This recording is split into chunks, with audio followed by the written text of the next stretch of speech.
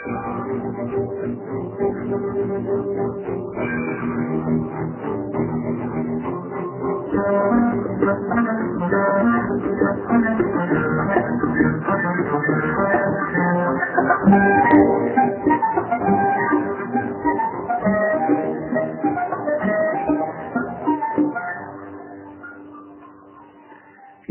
guztiei, hemen gaituzue berriz zuek zaudeten lekuan Radio Vitoriari esker. Hau Eusko Ikaskuntzaren mahai ingurua duzue.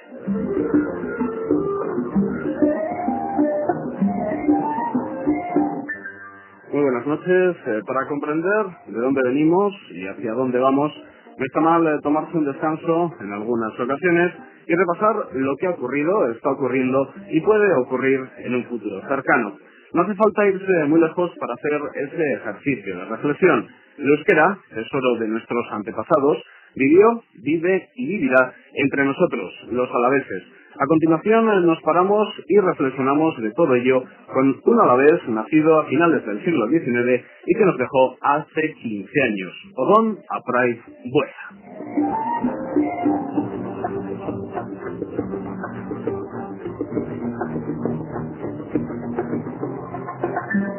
Por lo tanto, bienvenidos a la tertulia de Eusko Ikaskuntza y comenzamos esta tertulia con un personaje, un alavés que da para mucho de lo que se puede hablar alrededor de Odón Apraiz Buesa. Bienvenido también a nuestros dos contertulios en esta noche. Por una parte, Enrique Kenner, catedrático en Filología Vasca y vicepresidente de Euskaltzaindia. Enrique, bueno. Y a mi izquierda, Luis Ángel Apraiz, arquitecto y sobrino de Odón Apraiz. Luis Ángel, bueno. Bueno, a ver, Enrique, Odón Apraiz Buesa decía que parte del pasado, presente y futuro de nuestro territorio nos dejó hace 15 años, 88 años de edad tenía Odón, pero ¿qué rasgo principal, qué legado crees que dejó principalmente Odón Apraiz Buesa a todos los lados? Bueno, yo destacaría dos cosas, ¿no? Primero, su gran aportación cultural, escrito, etcétera. Y luego, como es normal en todo maestro, pues un ejemplo intelectual y un ejemplo de ciudadano. Un ejemplo intelectual por su ambición y cuidado y esmero en todo lo que escribía, ¿no? Y en todo lo que decía. No era Odón persona en modo superficial. Y luego pues una actitud cívica a favor de su país, Euskal Herria, sin ninguna exclusión de ningún tipo, ¿no?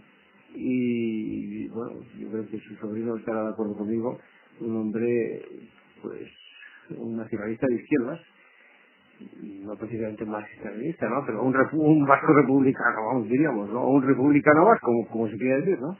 Algo así. Sí, estuvimos en el homenaje que hicieron al tío Odón y le dijeron que venía el diputado general señor Esquerra. Y dijo, me han dicho que viene el señor de la Esquerra. Cayetano Esquerra. Como yo. Sí. Sí, en la familia pensamos que votaba al PNV, pero que va, por el Cádiz Esquerra, estaría más.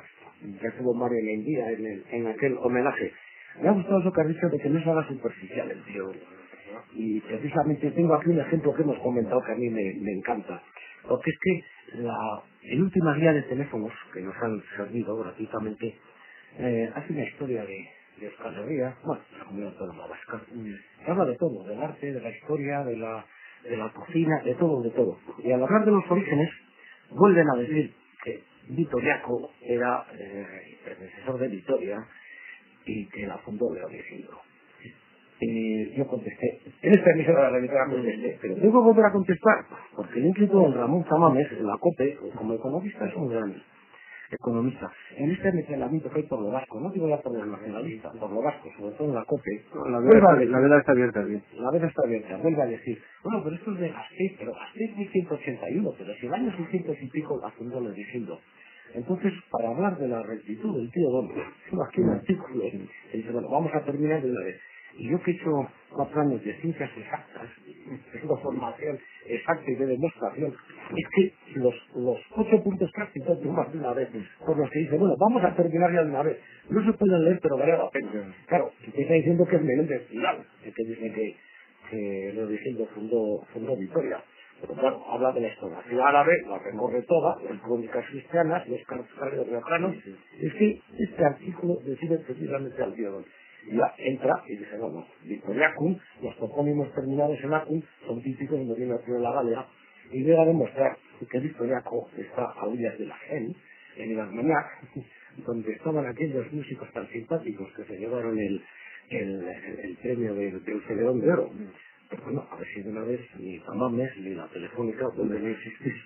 Que Leovigildo, que dice el tío Bon, eso sí, el tío Bon es muy exacto, pero no mide sus esfuerzos, como en YouTube se emplea a fondo, que dice, ese asesino de su hijo, San Hermenegildo, ese arriano, no tuvo por qué pisar, no tuvo por qué pisar Vitoria, y nos alegramos mucho. ¿Ustedes creen que van a necesitar moderador en estos 50 minutos? Porque en 2-3 minutos hemos hablado ya de varias cosas, prácticamente saltando en el tiempo desde este artículo que tenemos sobre la mesa, que ha traído Luis Ángel, que es de Bella, del 29 de agosto de 1981, 3 años antes de morir. Odón de Aprais escribía este artículo, también de su pasado político, incluso de lo que votaba en la democracia, aunque me imagino que en época en la cual no se podía votar, Odón Aprais en Buesa tuvo que recorrer mucho. Bueno, claro, él provenía, y aquí tenemos un insigne miembro de esa familia, él provenía de unos sostenientes de tipo futbolista liberal, ¿no? Gente liberal, muy del país, diríamos, ¿no? Y entonces Odón, como en otros muchos, se da un paso, pues, sin ningún trauma, diríamos, hacia una posición de nacionalismo de izquierda, ¿no? Que es básicamente lo que surge el año 30 con la Acción Nacionalista Vasca, ¿no?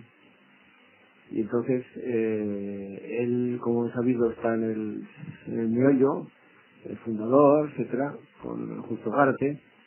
Luego ANV tomó otros derroteros, que ni a Justo Gárate ni a Odón le agrada mucho, pero él hasta su muerte mantuvo sus ideales y efectivamente pues un hombre,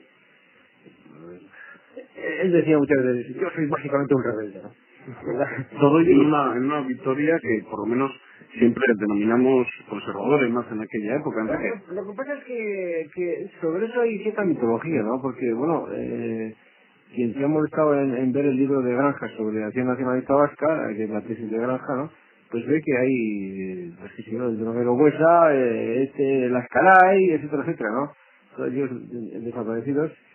Hombre, uno se pregunta dónde de ese republicanismo, ¿no? Porque parece que después Victoria también ha tomado otro programa, pero eso es así, ¿no? Y en Odón existe ese intento pues de colaborar con una izquierda nacionalista republicana, pero con una actitud abierta, ¿no? Por ejemplo, una vez en Vitoria, en tiempo de la República, en que no tenían los de izquierda republicana modo de sacar su periódico, pues Odón Aprais se prestó, ¿verdad? Y hay un ejemplar entero, Tradujo la Internacional. de Álava Republicana, un ejemplar enterito, que se lo hizo Odón Aprais, que no era, digamos, de izquierda republicana, sino que eran sus amigos, pero claro, es que uno estaba en una fábrica, otro había un viaje, y se hace, claro, se hace el ejemplar entero. Esto es una historia muy bonita, ¿no? Y luego, como decía Pacho Aguirre, pues el franquismo nos ha marcado a todos. Yo creo que Vitoria, Álava y el país ganaría mucho si recuperáramos un poco el ambiente de tolerancia y convivencia que había antes del 36, claro. Han salido a la palestra familias conocidas. Aquí tenemos 2 apellidos conocidos por todos, o 3 incluso, Aprais, Buesa, Kenner. Ángel, ¿qué son todos esos apellidos, esos nombres y esas familias que representan en la Vitoria, por ejemplo, de los años 30 y a ver qué representan ahora? Bueno, ahora yo creo que nos vamos diluyendo todos. Bueno, yo soy un poco perejil a revuelve salsas, ahora vengo de Canalgas, de hablar del ferrocarril Vasco Navarro. Pero claro, antes había más escalas, no, había más intelectuales antes. La Penas del Norte es famosa. Y había pues, bueno, claro, en aquel Vitoria de los 25.000 habitantes, pues los Huesas, los Apés, los Lorentes, pues tenían más prestancia, ¿no? Además era un poco, bueno, ahora han hecho la calle de los Huesas y la calle de los Apés, un poco en recuerdo. Ahora somos unos ciudadanos más. ¿Por aquel entonces cree que no era así? Hombre, el abuelo fue alcalde de Vitoria y su hermano, Julián, el titular de la calle, pues era director del instituto y se carteaba con todos los de la generación del 98. Era gente más destacada. Los demás somos admiradores de nuestra generación, pero no pretendemos poner paño al púlpito. Cuando nos ofrecen alguna presidencia la dejamos. Claro, que hemos comentado antes. Porque el padre de Don Apraiz también era un hombre muy relacionado con la prensa, con la escritura. Enrique. Bueno, claro, es una generación que vive, diríamos, la segunda parte del siglo XIX, en que se publicaba en Vitoria el Ateneo, que duró hasta los años 20 de este siglo, la revista de la provincia de Euskaraz, estaba la influencia del gran Baraibar, que yo creo que es un desconocido. Baraibar, como decía el mismo Don Apraiz, era un florentino, leía no sé cuántas lenguas, traducía a los clásicos griegos y latinos, tradujo los esposos de Manzoni, la gran novela, ¿no? Bueno, en fin, estaba Los Serrán, estaba de Soto Bengoa, Mateo Moraza. Había pues las condiciones típicas de una ciudad a punto de, ¿no? Yo creo que si algo cuajó, pues fue gracias a estos gigantes, ¿no? La pena es que nuestro país no tuvo universidad pública, pues hasta el 36, y luego liquidada por el franquismo, ¿no? La Universidad de Bilbao, y luego pues ya en 1968 con la Universidad Autónoma llamada de Bilbao, y luego en 1977 con la Universidad del País Vasco, ¿no? Pero existía, a pesar de no tener universidad, aquí había un empujo cultural fuerte y claro, la institución que nos ha reunido aquí, Escucha o Sociedad de Estudios Vascos, pues tenía mucho que ver, claro. Saltando en la vida de Don, ¿cómo se acerca Luis Ángel Odón a euskera? Porque en un relato que hace Enrique Kenner sobre la vida de su tío, comenta que a los 14 años empieza a estudiar euskera y que en el colegio que conocemos como marianistas se le prohibía hablar en euskera, aunque él no lo hablaba, sino que pasaba una serie de revistas de la época. Pues precisamente eso me decía mi aita, que debido a su defecto de la vista, cuando estas tardes de invierno encendían la luz eléctrica, le decían, Odón, váyase a casa, porque con esa luz no podía. Y entonces estudiaba euskera. O sea, que directamente le ayudaron. Desde luego eso fue una monstruosidad, es decir, nosotros no lo hemos vivido, vamos, eso de... Pero bueno, hemos visto ahora en esa obra de teatro, ¿no? Que cuando cantan un villancico dicen, no cantéis canciones independentistas, ¿no? Algo de eso ya había. Antes has dicho que el tío Don era... No, que no votaba, habéis dicho lo primero, que en tiempos de Franco que tomaba de la política. No, tendría más dificultades, Luis Ángel. Así como hemos conocido que votaba en la época de la democracia. No, es que hay una anécdota que le define. Es que se puso en la cola. Cuando le puso la llegamos a votar aquellas cosas, ¿no? Se puso en la cola. Y cuando llegó el turno dijo, ¿cuál es el programa de este señor? Y ese señor era el del Ferrol, ¿no? Y dijo, no tiene programa. ¿Cómo voy a votar a un señor que no tiene programa? Eso no era capaz de hacerlo cualquiera, ¿eh? Aunque tenía toda razón. No, decías tú que era rebelde, sí, efectivamente, porque él era creyente. Porque decía que cuando le ponían 10 avemarías de penitencia, dice, como el que canta, muy racional, el que canta 2 veces hora, pues voy a recitar 5. Pero luego decía, bueno, como era muy rebelde, cuando mi hermano dice, está muy bien en todas las asignaturas, menos en religión, eso solo son palabras. O sea, que eso le decide. Es crítico frente a la organización de la iglesia, digamos, pero no es creyente. Cosa que... Pero ¿cómo os pasó el legado del euskera, por ejemplo, Luis Ángel? Cuando hablabais en casa de euskera, Bueno, cuando hablabais euskera, ¿cómo lo que os pasa es hacíais? que los tíos de la familia estaban todos exiliados. O sea que no teníamos relación con ellos más que en vacaciones. El tío Ricardo estaba en Soria, era de izquierda republicana. Es que había varios miembros de la familia de izquierda republicana, como el tío Antonio Huesta, el Corvo. Están todos en la foto de la Carmen del Carmen. Hay unas fotos del Carmen.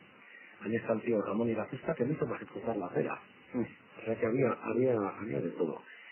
Y el tío Ramón pues estuvo exiliado siempre, estuvo en Soria, luego estuvo en Orense, y claro, con el tío no tuvimos continuidad, y no nos lo transmitió. Mi hermana sí que quiso que le dije, claro, el tío Don, pero dijo, hombre, yo no puedo parar el tiempo en claro, en los últimos años de mi vida yo estoy investigando. O sea que eso no nos lo transmitió. Sin embargo, mi hermano, como tú sabes, aprendió perfectamente, y los demás nos hemos quedado a medio camino, pero sin abandonar, sin necesidad, ¿eh? Enrique, ¿dónde se podía estudiar euskera? En aquel Bueno, territorio. no, esto yo lo he escrito recogiendo cosas que contaba él, ¿no? Es decir, que un verano fue a Aramayo y allí, pues, nunca se digo, mi nombre consta, etcétera, pues aprendió. Y luego él es que realmente leía todo lo que caía en sus manos, ¿no? Y tanto estando en Deusto como en Salamanca, pues leía, e incluso llegó a colaborar en la revista Euskadi, etcétera. Y claro, esto a él no le costaba mucho porque tenía una facilidad tremenda por las lenguas, ¿no? Sabía latín, bueno, había llegado a probar bien griego, francés leía muy bien, y bueno, y alemán pues también se manejaba, ¿no? De modo que, claro, como se dice en euskera, Gogozko lapan nekeriquez. Y en esa cuesta de Lucía, pues a él no le... Bueno, muy bien, estaba muy a gusto, ¿no? Nekeriquez, sin esfuerzo. Sin embargo, te atreves a decir, Enrique, que no era un buen estudiante. Lo que Bueno, se define como buen sí, estudiante. él lo que era una persona que leía mucho. Por cierto, leía muchos periódicos, por lo cual, siguiendo una broma de su hermano Ángel, pues se hizo imprimir una tarjeta que decía Don a Price Huesa, lector de periódicos. Bueno, pero aparte de eso, Es que no nos tiraba. bueno, Además, y los recortaba, etcétera. Pues puede tener la casa llena de Entonces, claro, él tenía interés por algunas cosas de la carrera, ¿no? Y decía que, y esto lo reproduje yo en un artículo, en la micrológica, que él se preparaba a todo meter las clases y un poco antes, ¿no? Cuando era estudiante en Salamanca, y eso muchas veces desayunando, y por eso muchos libros estaban con simplicidios con salpicaduras de café con leche. Otón Apraiz, que siguiendo con el recorrido de su vida, tuvo que estar en muchos lugares del Estado e incluso en alguna ocasión saltar a las islas, Barcelona, Eibar, La Laguna, y no sé si en Canarias incluso a punto estuvo de conseguir novia y casarse. Sí, bueno, lo de La Laguna fue un poco anterior a la guerra y bueno, yo estoy siguiendo la pista de sus, bueno, no de sus amistades, porque han muerto, pero en fin, se puede reconstruir parte de esa biografía que un día daré a la prensa, ¿no? Y tengo cosas para ello, ¿no? Y hemos visto ahí en junio de este año y en el instituto, en fin, hay documentación. Pero él fue allí a La Laguna, al instituto, que entonces era el único instituto de las Canarias, ¿verdad? Y luego, pues, bueno, ahí, cuando estando en Vitoria, estalló la guerra y pidió consejo a Américo Castro, a ver qué hacía, y parece que Américo Castro le dijo, pues, vaya usted no, perdón, a Sánchez Albornoz, vaya usted a La Laguna y, bueno, y como esto parece que sí, esto durará poco tiempo, porque la gente está convencida de que aquello era una sonada, un pronunciamiento militar y luego volvería a la República. Bueno, entonces, sí, y entonces, claro, ocurre que en La Laguna tiene unas denuncias en fin, se conserva la carta que él escribió en su propia defensa, que es de inteligencia tremenda, ¿no? pues él no dice en ningún momento que es adicto al régimen de Franco, ¿no? Que él no dijo lo que se dice ahí. Bueno, entonces, cuando pide reintegrarse a la península, pues le imponen lo que impusieron a muchos sospechosos de antifranquismo. Entonces, tuvo que recibir a 500 kilómetros de Vitoria, ¿no? Y entonces, si pone el kilómetro a cero en Vitoria y se va a Reus, pues son exactamente 500 kilómetros, ¿no? Y ahí estuvo durante unos años. Pero una cosa pero una cosa que me gustaría destacar aquí es que Odón era una persona que se hacía muy bien de cada sitio donde le tocaba estar. Es decir, va a Canarias y escribe artículos sobre las forías, las expansiones, etcétera, sobre historia de Canarias, etcétera. Va a Reus y escribe sobre corsarios de Reus, de la costa catalana, etcétera.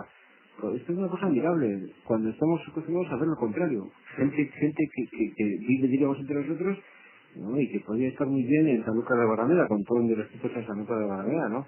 Yo creo que esto es una cosa realmente admirable y digna de mencionarse aquí, ¿no? Sí, yo participo de esa idea porque yo en La Rioja, me quedé como en casa. Y en Zaragoza estuve 4 años y yo me sentía mal. Y he estado 7 años en Barcelona y me he vuelto tan catalanista que voy constantemente. Pues eso soy. Sí, hablando de Cataluña, yo recuerdo a mis amigos de Reus, que cuando oían mi apellido decían, ¿tú eres algo de Don Odón? Sí. Entonces, yo me acordaba del catedrático de DT, famoso, Dionisio Díaz de Tuesta, el catedrático de Vitoria, tenía fama de ser muy exigente y tal. Digo, ¿qué me van a soltar esto del tío? ¡Que era muy majo! Pero hombre, le daba el sol cuando estaba dando la clase, y él cogía uno de sus periódicos que nunca tiraba y se ponía un gorro, y se pasaba con un gorro de periódico. Y le daban una gorra. Y lo recordaban con muchísimo cariño. Es que esto yo lo defiendo siempre porque va a quedar como el hombre que protestaba, de que tenía el programa, ¿no? Quedaba como muy simpático, y luego era con los sobrinos que vamos a contar. La mucha injusticia que cometía es que era muy mujeriego en el fondo, porque tenía que bastante invitaba a la sobrina, a los sobrinos y de ahí tu resentimiento. Una cosa curiosa es precisamente su capacidad de adaptación pedagógica, ¿no? Y en ese sentido también me gustaría citar una cosa que hizo en el Instituto de Eibar, ¿no?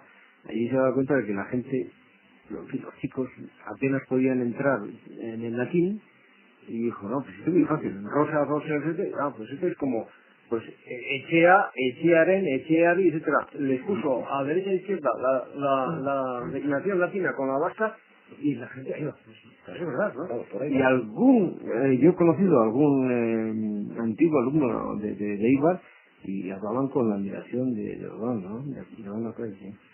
Luis Ángel, antes a Enrique le preguntaba por las mujeres en la vida de Odón y él no me ha respondido. ¿Ha salido por otro lado? No, pues sí.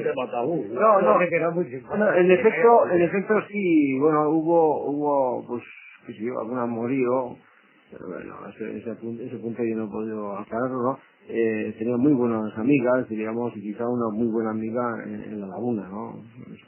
Se conservan algunas fotos, etcétera.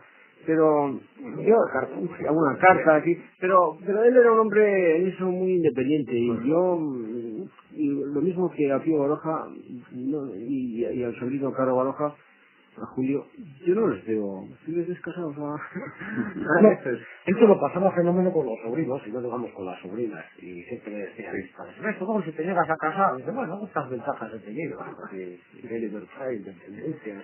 Hemos hablado de Barcelona, de Reus, de Eibar, de La Laguna, pero el trabajo de Don Price, que le separa de sociedad de Vitoria por las circunstancias, por el franquismo, ¿cómo se refleja? ¿En qué años se puede reflejar ya, aparte de su juventud, y una vez pasada la guerra, el trabajo de Don Price en nuestra capital?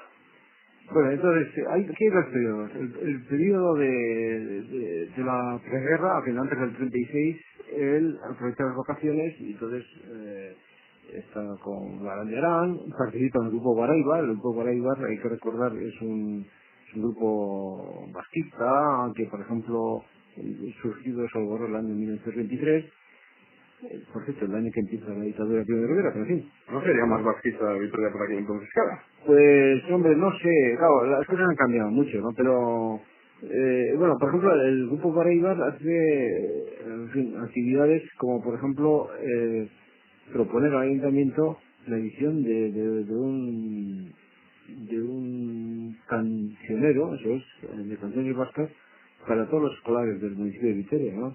Esto se puede probar, está en el archivo municipal. Lo que pasa es que esto no se llevó a efecto quizá por aquel momento, ¿no? Y luego él defiende a Barandiarán en un momento en que la derecha más ultramontana pues le ataca a Barandiarán diciendo que es algo así como promasón, ¿no? Y en fin, y como digo, pues participa de continuo en la prensa vitoriana, ¿no? Si uno coge, por ejemplo, el Heraldo Alavés, es una cosa tremenda, ¿no? En una semana pues puedes encontrar hasta 4 artículos diferentes de Donna Price, ¿no? Y por cierto es una cosa que convendría quizás hacer una selección de esas cosas que están muy bien, ¿no? O sea, yo creo que más que ir a grandes obras, quizá lo más destacado de Aprais es su intervención en la prensa, nada superficiales en esas intervenciones y sobre cosas muy importantes, ¿no? Sobre el nombre de Gasteiz, por ejemplo, que hemos dicho, etcétera, y sobre muchos puntos normalmente firmados por Olari, ¿no? Es Ángel, ¿recuerdan a los vitorianos, a Odón? Que suelen parar, suelen comentar cosas de tu tío. Sí, ya digo, se pasó todo el tiempo fuera, cuando venía pues salía poco. Los viejos vitorianos sí, porque los viejos vitorianos le paraban y le acompañaban y él preguntaba quién era, hombre, ¿ahora dónde estamos? Pues ahora estamos donde los chicos. Sí, claro, porque era, ¿no? tenía una ceguera, una CCD y tal, ¿no? y por cierto los chicos van a cerrar, he oído, ¿no? Luego me entristece mucho, ¿no? Porque ¿qué va a ser el centro de Vitoria? ¿Qué va a ser todo así en unas sandwicheras y para ver Coca-Cola? Francamente, si me permites decir este comentario, Varios nuevos. Sí, el año 2000 viene muy cambiante. Ahora, yo creo que Vitoria es más vasca que antes, y ahora no digamos. Era pregunta, Luis Ángel. No hay ninguna intención de ser No. Yo he dicho que el tío Don era muy riguroso y hacía la demostración de Pitágoras con lo de Vitoriano, y a mí me gusta demostrarlo. Todos éramos campeones de la República, el nacionalismo vasco era la tercera parte, la derecha, la izquierda y el nacionalismo vasco. Gracias al invicto caudillo, pues llegamos al 70% en España en las primeras elecciones, y antes en Vitoria no podía haber un ayuntamiento y una diputación nacionalista. O sea, que todo ha habido vacilaciones, pero bueno. Pero así como el movimiento vasquista tenía sus nombres y tenía sus apellidos, a pesar de que algunos los han querido olvidar también a lo largo de la historia, también la derecha española tendría sus nombres en Vitoria. Bueno, es decir, aquí, para hablar con propiedad o con frialdad, aquí, en la ciudad en que vivimos, ¿verdad? Evidentemente ha habido tres fuerzas y las hay, ¿no? Es decir, existe, digamos, el movimiento vasquista, existe, diríamos, la derecha no nacionalista, y luego existe una izquierda, pues, tampoco nacionalista, ¿no? Pero es verdad lo que dice Luis Ángel, ¿no? Es decir, el sentimiento vasquista la gente, eso no ha estado, no ha ido para atrás, sino al contrario, ¿no?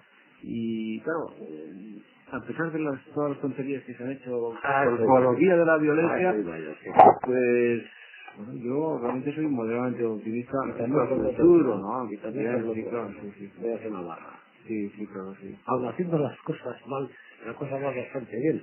Que me decía un empleado de la Diputación, dice, somos unos tíos fenómenos, lo hacemos todo mal, y medimos el renta per cápita, luego olvidé el nombre. Y dentro de esas tres tendencias que marcáis en la provincia, Odón Price, claramente en una de ellas, en dos aguas. No,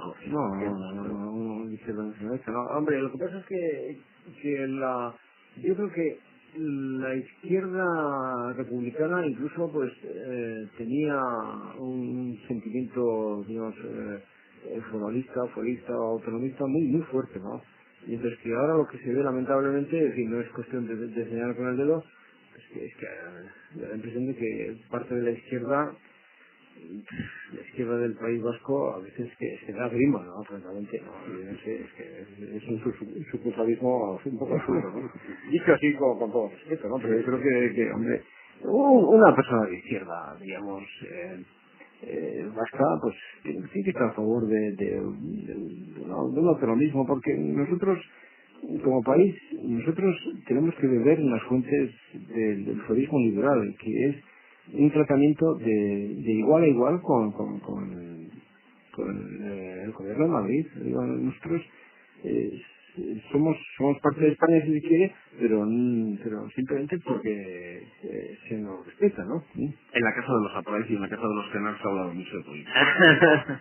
Sí, ahora yo me estoy acordando ahora, hablando de la variedad, de que pues, en ciertos momentos de la izquierda republicana, del tío Ricardo, decimos que era prosoviético hasta que fue a Rusia. Era prosoviético como les pasa a muchos, sí. por Dostoyevsky, por Borodín, por Tchaikovsky, por su música, por su literatura, cuando fue ya volvió. Entonces, en la familia Busa decían, los de arriba no son rojos.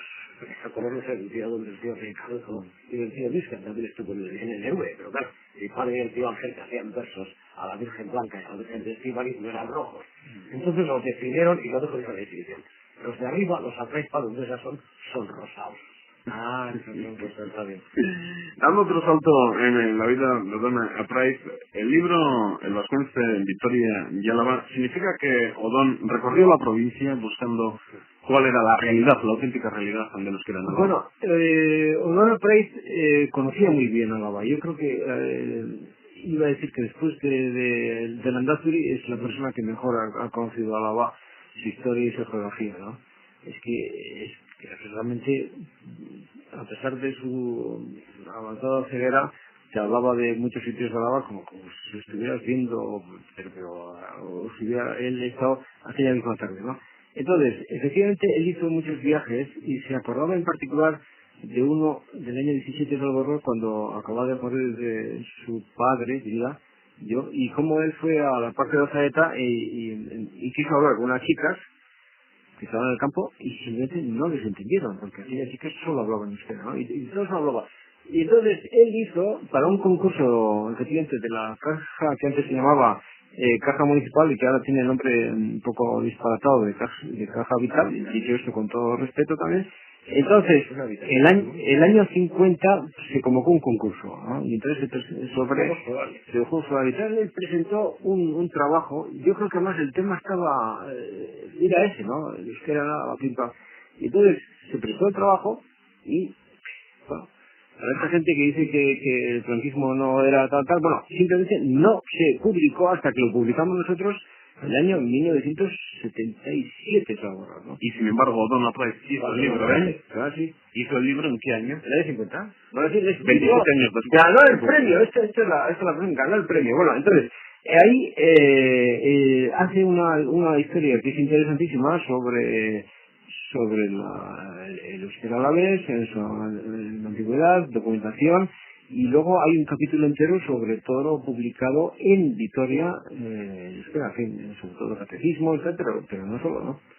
Francamente es un trabajo innegable, ¿no? Es que piso pueblo por pueblo, y a mí me hace mucha gracia un trabajo, creo que es tuyo también, cuando, claro, pasamos el Agutio, el Agutiano, y el tío Don dice, bueno, no, la verdad, que este sí que no es político, como decía José Chorvida en esta emisora, es que hablo con los políticos del tema del Palacio de Bellas Artes, del museo, y me dicen una cosa, pero cuando estamos reunidos oficialmente dicen otra, no, el tío Don decía, el Agutiano no se decía, no lo conocía nadie en Villarreal el año 19, cuando murió mi abuelo, dice, pero lo reconoce la Landázuri. O sea, que lo han perdido, bueno, lo han perdido, pero se han recuperado. Pero parece que es un poco de decir, el Agutio Gutiano, no lo conocían los de Villarreal, es verdad, lo habían olvidado. No, y de hecho cuando se creó el primer Bazoki en Legutiano, pues alguien pues que sería una persona ilustrada, pusieron Legutiano co Bazokia. La gente, ay, ¿qué es esto? ¿No? Y efectivamente, es como se dice, de cosas se perdió. La gente decía Villerle o en euskera, Villerle o Millerle. Villerle y Millerle. Y Legutiano se perdió, claro, sí. Trabajo también en todas esas palabras que utilizamos los alaveses en castellano y que son palabras euskaldunes. Sí, bueno, exactamente hay un capítulo dedicado a eso.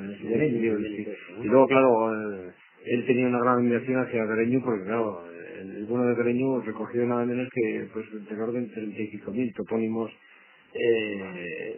de la provincia. Todo esto, por cierto, en horas libres, ¿no? Porque a veces nos damos cuenta de que nuestra cultura en gran parte es una cultura de domingueros.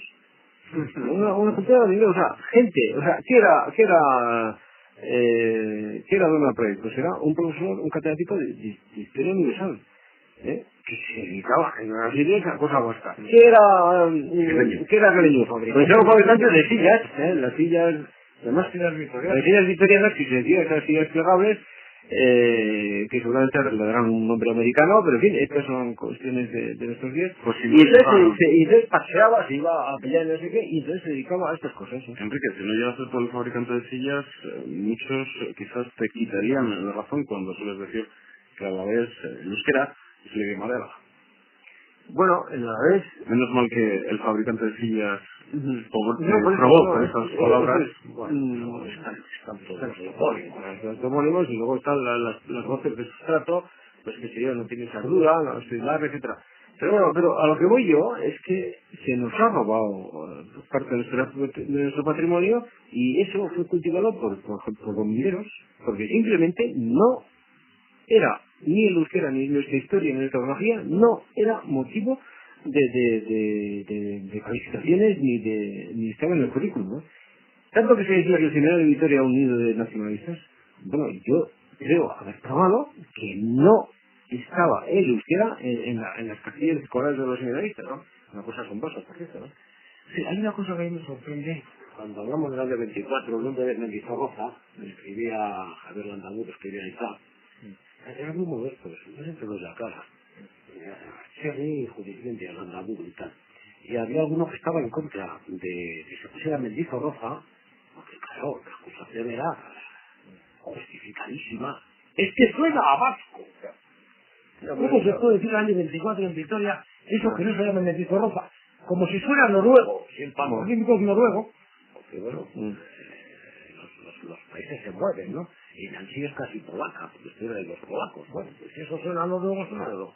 Pero que le acusen de que suena vasco de Mendizorroza, y por eso no puede ser Mendizorroza. Bueno, es conocido que el obispo de Vitoria le dijo, antes de Montemurcia, ¿no? Le dijo, para ahí creo, ¿no? Y dijo a Abraham Milán que no se dedicara a aquellas chacholadas, ¿no? ¿Y qué eran las chacholadas? Pues estudios de arqueología, estudios de etnografía y tal. Pero, ¿qué pasaba? Pues que, primero, este era un país culturalmente ocupado. Las cosas como son, ¿no? Y entonces,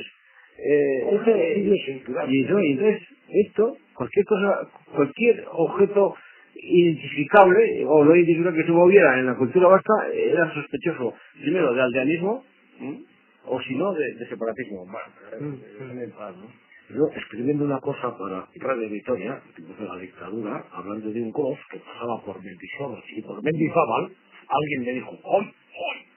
Fíjate, que tú eres sospechoso, ¡qué barbaridad! Y entonces se decía el monte del pico, el monte de la tortilla, Aldean era el nido del águila. Sí. No, pero luego esto ha dejado pues una especie de complejo. Entonces, bueno, lo que hay que hacer es vivir el vasquismo, o la vasquidad, digamos, con toda la naturalidad. Nosotros no tenemos por qué estar cerrados de modo alguno. Yo soy diccionario y Aprenso es un apellido de Bermea, etcétera.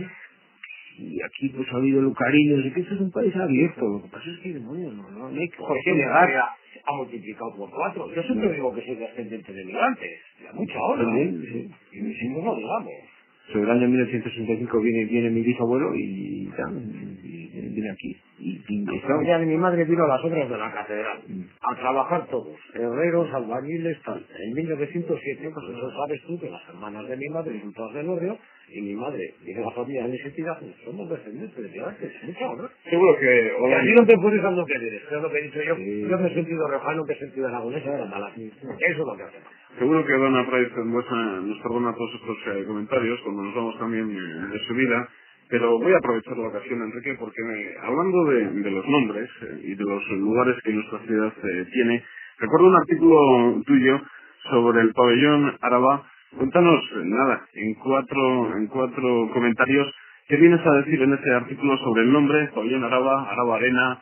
Ya, hombre, me parece que aquel artículo, hombre, está mal la autocita, ¿no? Pero aquel artículo se titulaba ni pabellón, ni urbano, ni arena, ¿no?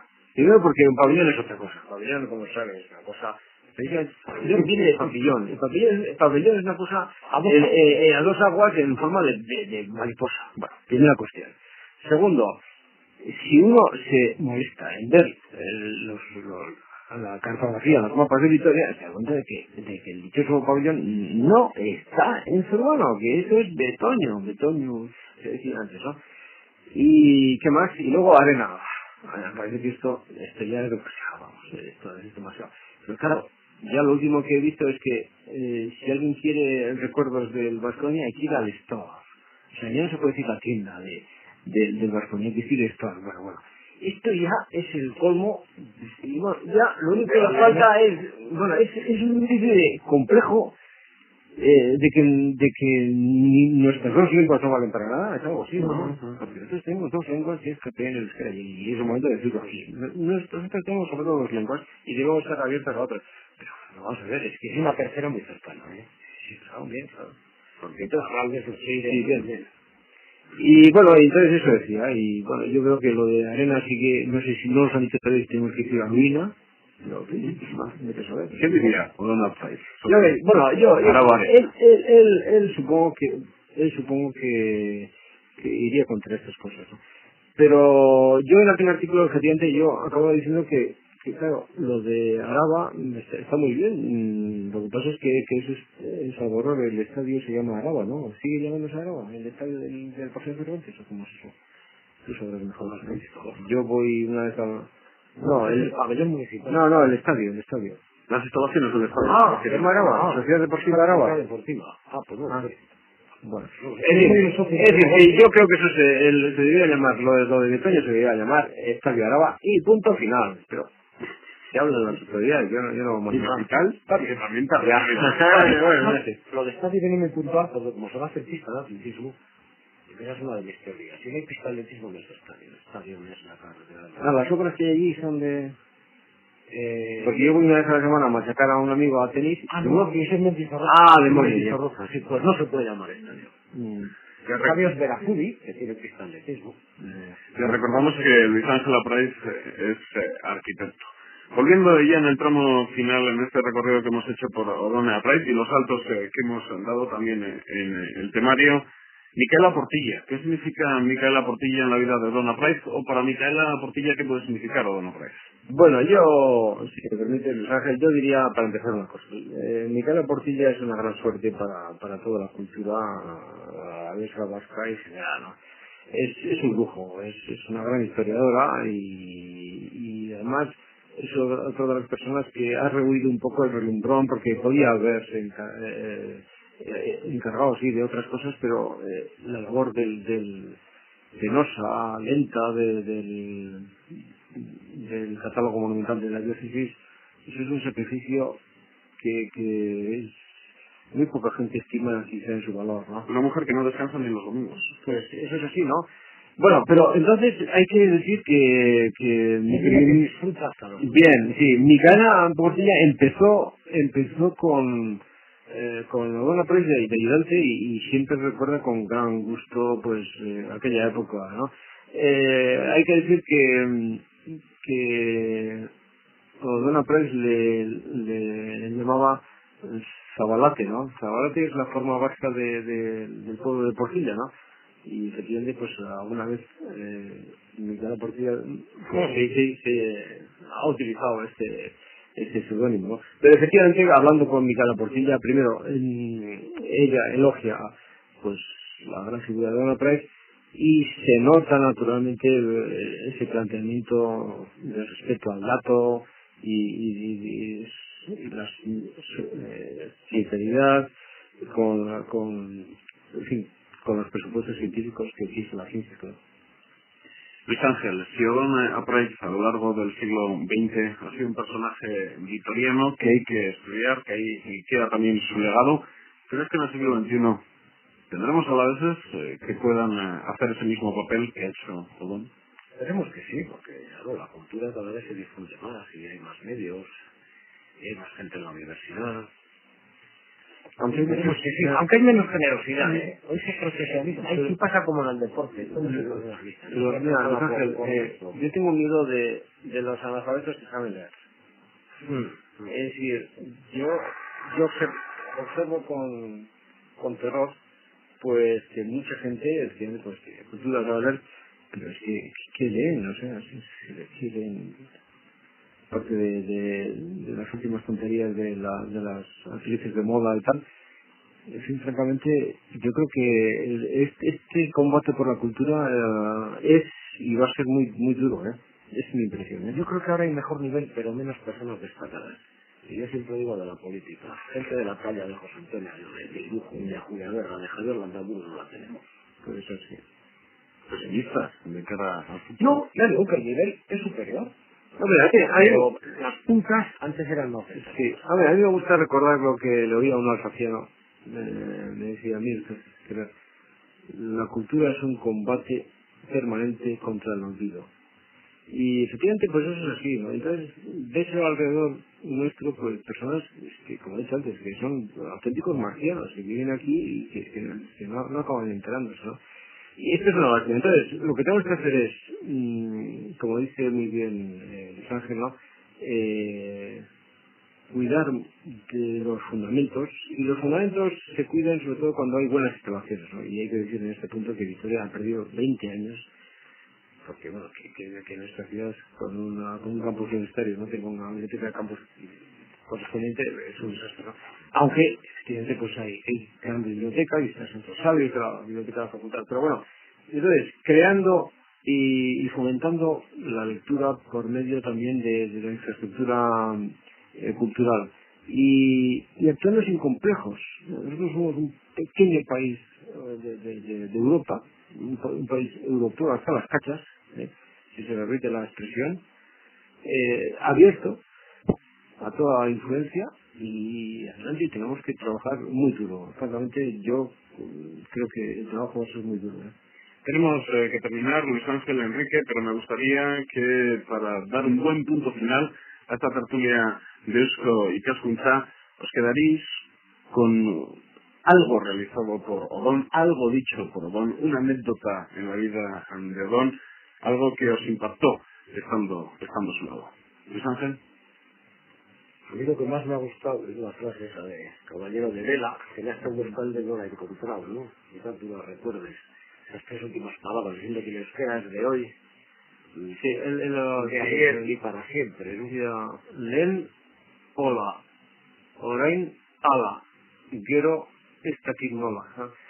Antes fue así, ahora es asado, después no sabemos cómo. Y bien, en ese lema de Javier del Sun César Borror, pues daba a entender un poco lo que acabamos de decir, ¿no? Que hay que estar muy atentos para el cuidado y fomento de todo el patrimonio cultural, ¿no? Un alavés de izquierdas, un alavés con amigos como Unamuno, un alavés que recorrió todo el estado en la profesión y también fuera de su tierra por el franquismo, y un alavés abierto al mundo, pero que precisamente nos dejó a los alaveses uno de nuestros legados, quizás el más importante, y voy a quitarle quizás, el euskera. Muchas gracias a los dos. Gracias a ti.